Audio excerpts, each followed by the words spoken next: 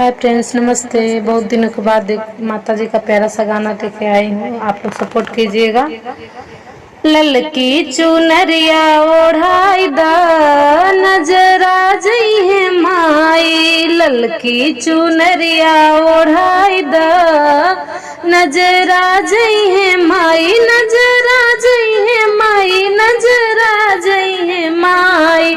ललकी चुनरिया ओढ़ाई दा नजर आ जई है माई।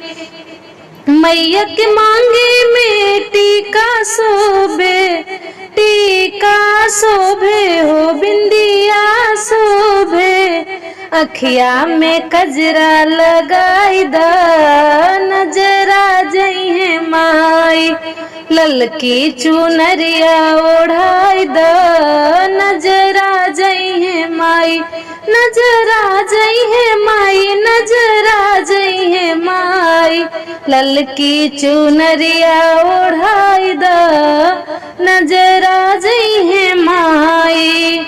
मैया के हाथों में चूड़ी शोभे, चूड़ी शोभे हो कंगन शोभे, हथवा में मेहंदी लगाई दा नजर आ जई है माई, नजर आ जई है माई, नजर आ जई है माई, नजर आ जई है माई। ललकी चुनरिया ओढ़ाई दा नजर आ जई है माई।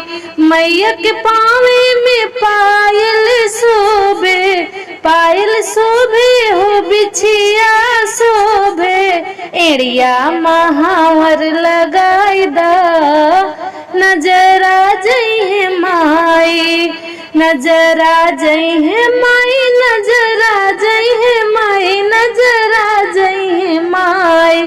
ललकी चुनरिया ओढ़ाई ला नजर आ जई है माई।